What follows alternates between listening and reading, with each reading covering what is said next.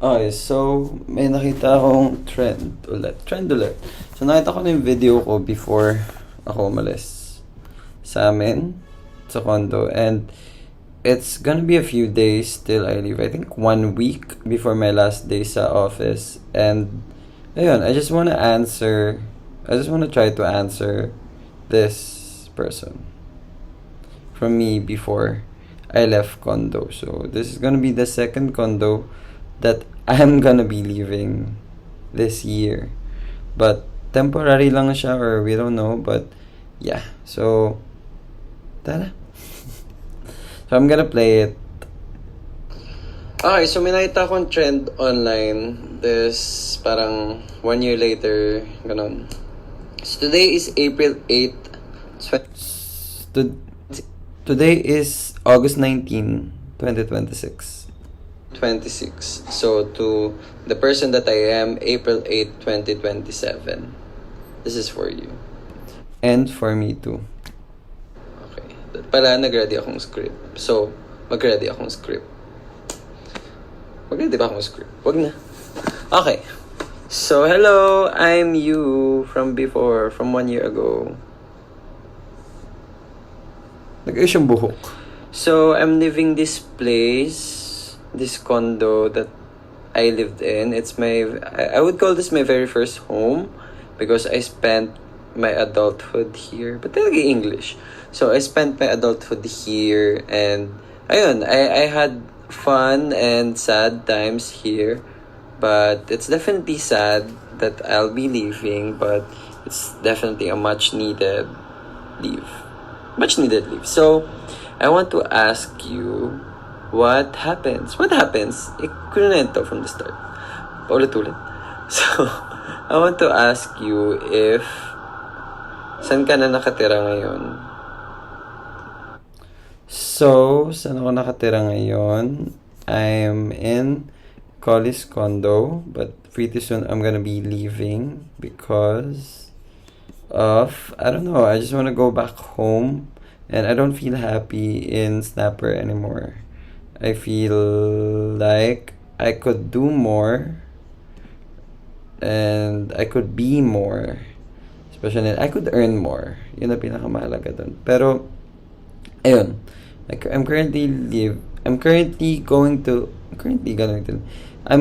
to be living with my parents, with your parents, back in Laguna. So, babalik ako doon in a few days.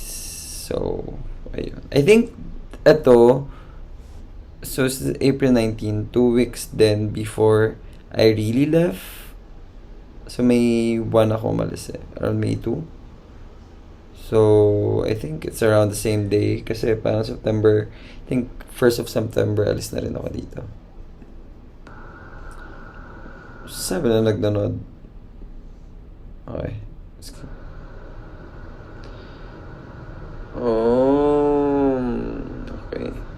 Okay. So, my next question is,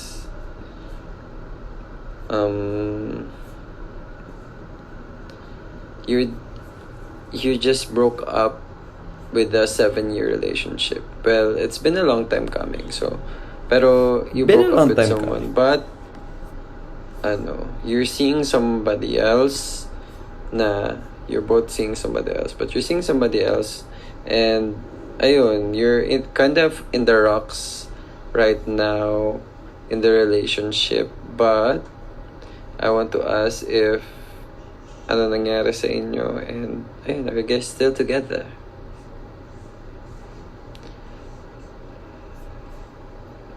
Sabi. So,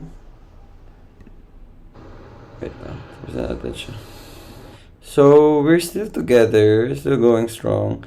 I've learned how to be independent kasi I think with my 7-year relationship, I've become so very codependent kasi nga we started very young.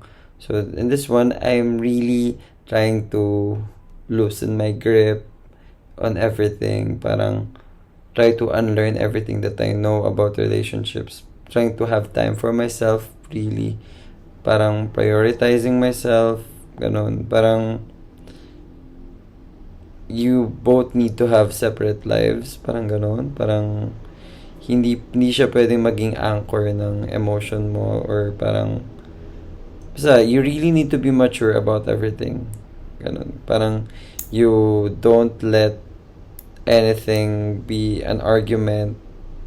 Ganon. Parang chill na lang. Ako kasi I really like starting drama. Pero ayun, parang for the peace of mind yun na rin parehas. Yun, I'm trying to really unlearn that. But yeah, I mean, it's going okay. I introduced Jeremina to my parents, and they're gonna meet soon, so I am looking forward to that. But ano pa ba? Ayun, I'm in a good terms naman with Sed, I think, kasi I worked on his some of natirang posters for his film na nag-showing. So, ayun, no bad blood between us and anything from his side. Yan. And sabay din kami nag-birthday. And napakilala na rin ako ni Jeremy sa fam niya, but not as boyfriend. Haba.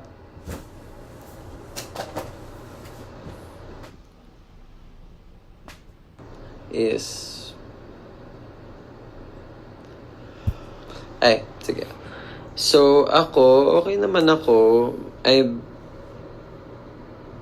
Nasad ako syempre sa channel na ang dami nag-expect, and I wanted to do a lot of things, and ngayon na mag-isa ako, I thought I'm gonna have more strength.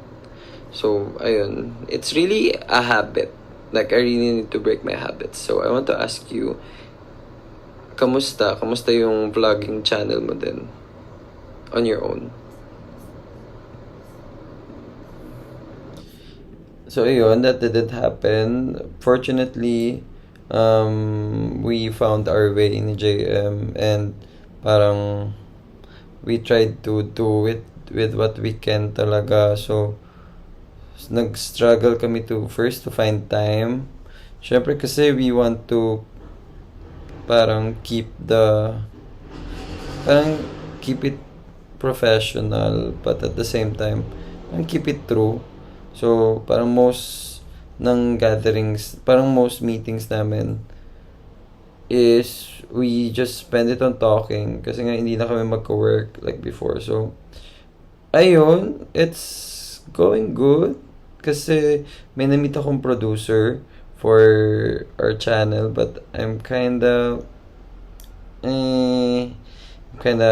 parang pushing back on it a bit, kasi I don't wanna jump on a boat na hindi pa siya ready. Parang ganun.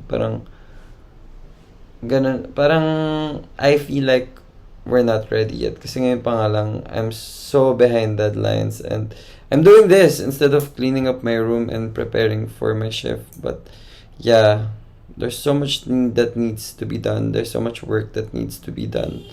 But I need to sleep then. Ayun lang.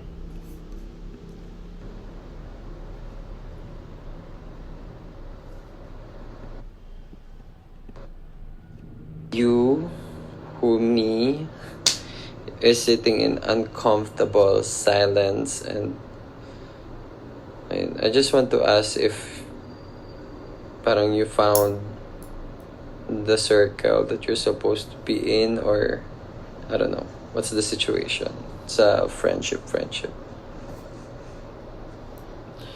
Okay naman.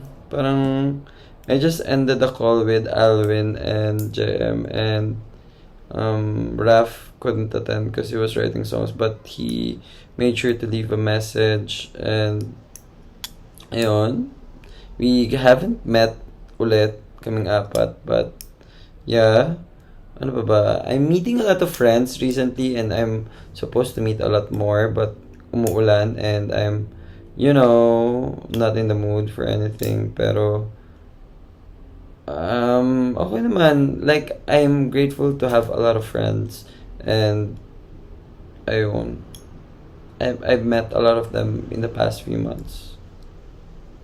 Past month lang pala.